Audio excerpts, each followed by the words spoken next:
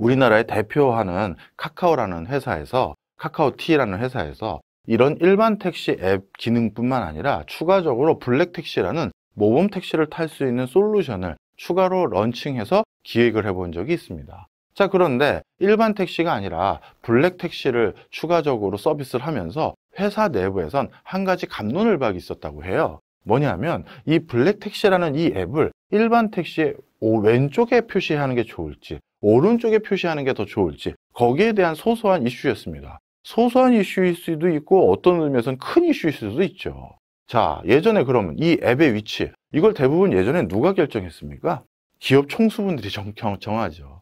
우리 삼성전자에서도 예전에 그런 얘기 많이 하셨었는데, 예전에 애니콜을 우리가 쓰던 시절에 엔드 버튼이 있고 샌드 버튼이 있는데 그 두 가지 버튼을 샌드 버튼을 여기다 놓고 엔드 버튼을 여기다 놔야 될지 아니면 샌드를 여기다 놓고 엔드를 여기다 놔야 될지 거기에 대해서 내부에서 상당히 고민이 많았다고 하더라고요. 근데 그래서 누가 어떻게 아니면 어떤 의사결정 과정에서 그 버튼 위치를 결정했나요? 라고 예전에 관련 분야 엔지니어에게 여쭤봤더니 엔드와 샌드 버튼의 최종 위치를 결정해 주신 분은 이건희 회장님이십니다. 그러더라고요.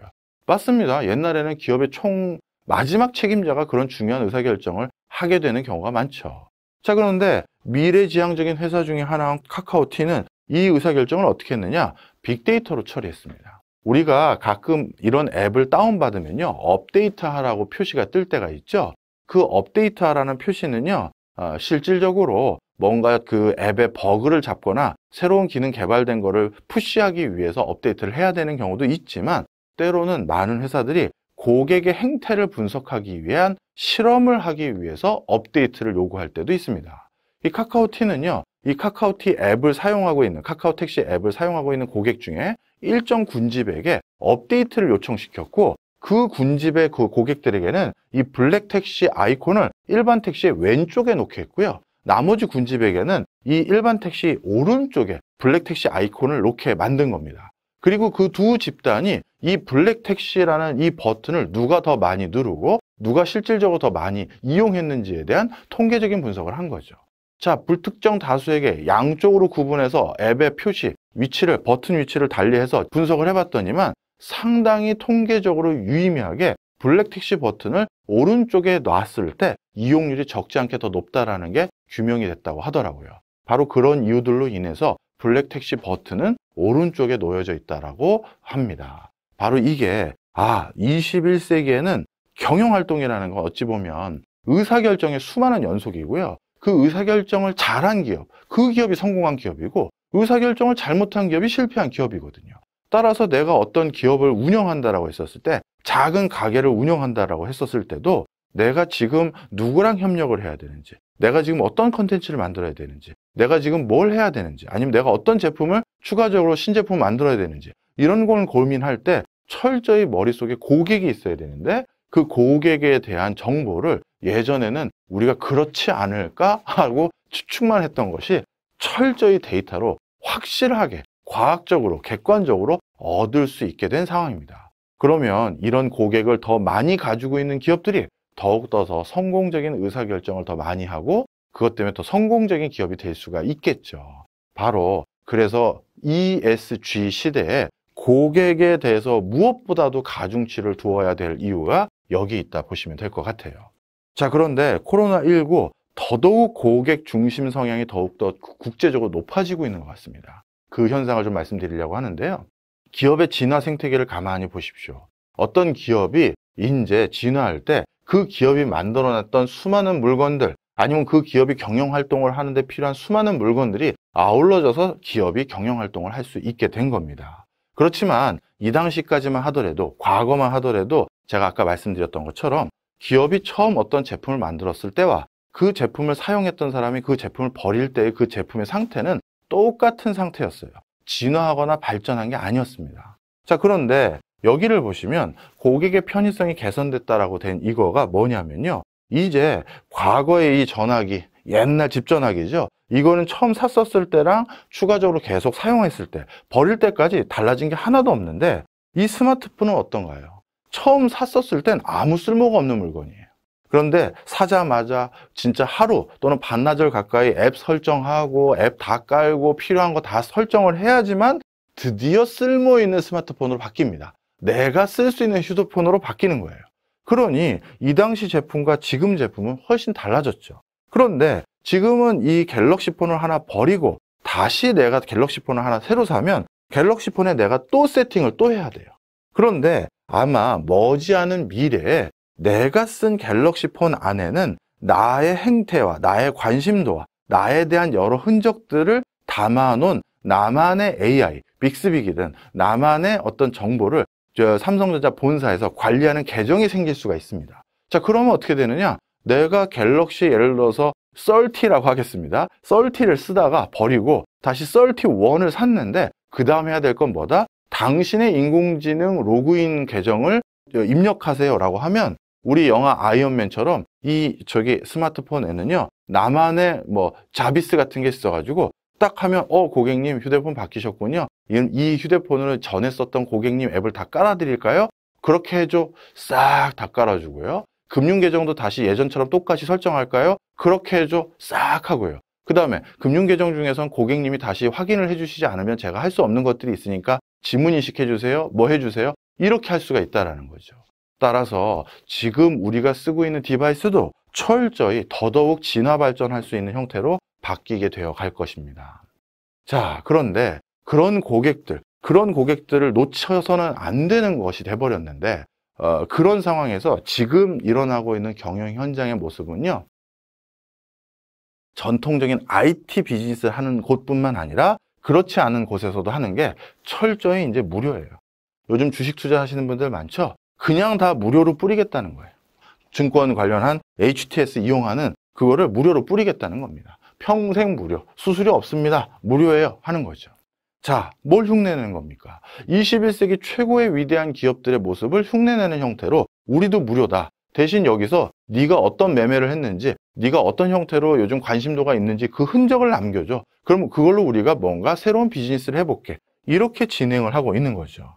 자, 그런데 제가 좀 전에 말씀드렸죠. 지금 전 세계적으로 그 다음 스테이지가 일어나기 시작했다는 겁니다. 뭡니까? 네이버 다음도 아직까지 그 다음 스테이지까지 가기 전까지예요. 즉 네이버도 다음도 여기서 개발한 수많은 앱을 쓰면서 우리가 단 한 번도 돈을 낸 적이 없습니다. 자, 그런데 네이버나 다음 만약에 어떤 스타트업 회사가 제가 또 다른 포털 사이트를 하나 만들어서 네이버를 제껴보겠습니다. 다음을 제껴보겠습니다. 라고 했었을 때 그게 가능할 거라고 생각하는 분들 많지 않을 겁니다. 왜요? 우리는 이미 여기에 너무 많은 편의성과 여기에서 너무 많은 네트워크를 구축해놨기 때문이죠. 바로 이런 기존의 플랫폼, 네트워크, 생태계의 최강자들에게 새로 도전하는 기업들이 선택한 전략 전술, 그게 바로 다음 스테이지라는 건데 그게 뭐냐? 그 넥스트 스테이지는 이제 더 이상 무료가 아니라 우리 사이트를 이용한 사람들에게 아예 돈을 주겠다는 겁니다. 쉽게 말씀드리면 네이버의 가치, 다음의 가치, 두 포털 사이트 중에서 어느 거의 가치가 더 높은 사이트일까요? 어느 회사에 더 가치가 높을까요? 아마 그걸 판단하는 가장 중요한 기준은 네이버에 우리 유저들이 체류하는 시간, 다음에 체류하는 시간, 네이버에 활동하는 고객수, 다음에 활동하는 고객수가 그 두 기업의 가치를 판단하는 중요한 기준일 겁니다. 자, 그런데 그 과정에서 네이버가 조금 다음보다 앞서 있죠. 자, 그런데 그 네이버가 더 앞선 건 수많은 고객들이 거기서 시간을 보내고 수많은 고객들이 거기에 같이 네트워크를 형성하기 때문인데 그래서 네이버는 그렇게 큰 회사가 됐는데 어떤 스타트업이 이런 반론을 제기한 거예요. 왜 네 흔적을 가지고 그 회사만 부자가 되니? 너는 단순히 소소한 그 편의성만 얻고 우리는 이런 네이버와 같은 또 다른 플랫폼을 만들었는데 여기에서 네가 얼마나 오랜 시간을 보내는지 아니면 얼마나 많은 사람을 귀합한 카페를 만들었는지에 따라서 그걸로 우리가 이득을 보면 그 이득의 일정 부분을 너하고 공유하겠다. 이런 비즈니스 모델이죠. 자, 무슨 얘기다? 이걸로 볼까요? 증권사 회사들이요. 우리 HTS는 무료입니다. 그냥 쓰세요. 흔적과 데이터만 우리가 활용해서 우리가 다른 식으로 부를 창출해 보겠습니다. 이게 지금의 방식이라면 어떤 새로운 증권사가 등장해서 네가 우리 HTS에서 거래하면서 네가 흔적과 너의 관심과 너의 투자 패턴에 대한 정보를 주면 그걸로 우리가 무엇인가 새로운 금융상품을 만들어서 돈을 벌면 그럼 너에게 다시 입금을 해줄게. 거기까지 된 거죠. 무료가 아니라 쓰면 쓸수록 나한테 조금이라도 돈이 들어오는 구조, 그런 것들을 만들기 시작했다는 거예요. 어디에서요? 가장 먼저 IT 분야에서요. 그래서 지금 전 세계에서 그 방식으로 가장 크게 주목받고 있는 게 가상화폐입니다. 이 가상화폐의 주된 활용조 중에 하나는 이용자에게 직접적인 반대급부를 지급하겠다라는 거예요. 예를 들어서 대표적으로 통계 처리를 하는 어떤 그 슈퍼컴퓨터와 유사한 서비스를 하겠다는 데이터 솔루션 회사가 하나 생겼습니다. 그런데 그 회사는 슈퍼컴퓨터라는 그 비싼 컴퓨터를 구입할 수는 없죠. 그래서 그 회사가 선택했던 방식은 뭐냐면요, 엄청난 연산력이 필요한 어떤 과제를 수행할 때 개인들이 가지고 있는 컴퓨터 CPU, 그 CPU의 리소스를 다 모아서 조금씩 연산을 나눠서 하게 해서 슈퍼컴퓨터 역할을 하게끔 해보겠다라는 솔루션을 개발한 거예요. 그러면 그렇게 해서 뭔가 큰 슈퍼컴퓨터의 연산을 수행해서 답을 얻어야 되는 어떤 새로운 비즈니스를 하는 과정에서 그걸 수행한 그 이득이 있었을 때 그 이득에 기여했던 개인 PC 사용자들, PC CPU를 제공했던 사람들에게 CPU를 제공했던 시간과 전력 소모량에 비례해서 추가적인 이득을 그분들에게 줄 수가 있는 것이죠. 자, 그렇게 됐었을 땐 사람들의 쏠림 현상이 달라질 수 있겠죠. 여러분들께도 여쭤보고 싶어요. 예를 들어서 다른 유튜브 채널을 봤을 때는 재미있게 보고 마실 텐데 우리 박정호 TV를 보신 분들은 이게 박정호 TV가 일정 시간 이상 지나서 광고 수익이 많이 생긴다든가 아니면 이게 박정호 TV가 막 방송국처럼 커졌다, 그렇게 해서 그렇게 생긴 이득에 대해서 모든 이용자들의 그 계정 과목에 대해서 시청 시간에 비례해서 배당을 드리겠습니다라고 하면 아마 박정호 TV에 대한 관심도가 더 높아지지 않으실까요? 바로 그겁니다. 그래서 지금은 ESG 시절에 이 거대 공룡이 돼가는 기업들이 이 과실을 기업들에게 직접적으로 돌려주기 위한 시도, 그리고 아니면 그런 공룡에 대응하기 위한 신생 기업들이 고객에게 직접적으로 뭔가를 더 리워드를 제공하기 위한 시도, 이런 것들이 앞으로 더더욱 도드라지게 전개되지 않을까, 이런 생각이 듭니다.